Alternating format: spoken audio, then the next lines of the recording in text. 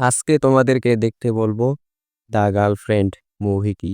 এই মুভিটিতে অনেক সুন্দরভাবে তারা ফুটিয়ে তুলেছে একটা মেয়ের সামাজিক অধিকার।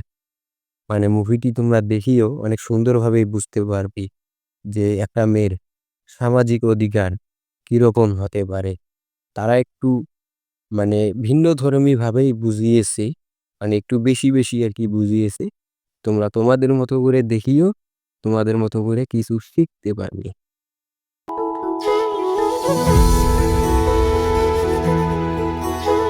দ্য গার্লফ্রেন্ড মুভিটির স্টোরি লাইন হচ্ছে লাভ স্টোরি। মানে লাভ স্টোরির মাঝেও তারা যে ভিন্নধর্মী কিছু একটা তুলে ধরেছে, মুভিটি তোমরা যদি দেখো, দেখলে অনেক সুন্দরভাবে বুঝতে পারবে। আমাকে একান্তভাবে মুভিটি একটু ভালো লেগেছে, তোমাদেরকেও হয়তোবা ভালো লাগতে পারে। মুভিটি তোমরা দেখিও। पर अब तू क्या करेगा?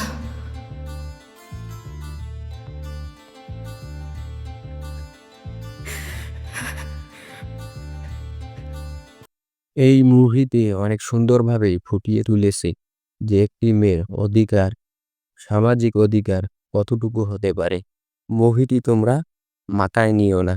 মানে মুভিতে যা যা দেখানো হয়েছে একটু বেশি বেশি দেখানো হয়েছে।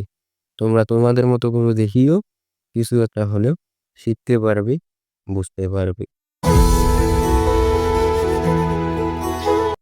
দ্য গার্লফ্রেন্ড মুভিটি 6.6 রাইটিং পাইছে। তোমরা মুভিটি দেখিও, মুভির স্টোরি লাইন চলার মতো, মুভিটি দেখার মতো ছিল। তোমরা মুভিটি এনজয় করতে পারো। আমি এতক্ষণ তোমাদের সাথে ছিলাম মাসুদ রানা। আমার ভিডিওটি ভালো লেগে থাকলে ভিডিওতে লাইক দিয়ে চ্যানেলটিকে সাবস্ক্রাইব করে আমার পাশেই থেকো। খোদা হাফেজ। নতুন কোনো ভিডিওতে তোমাদের সাথে আবারও দেখা হবে।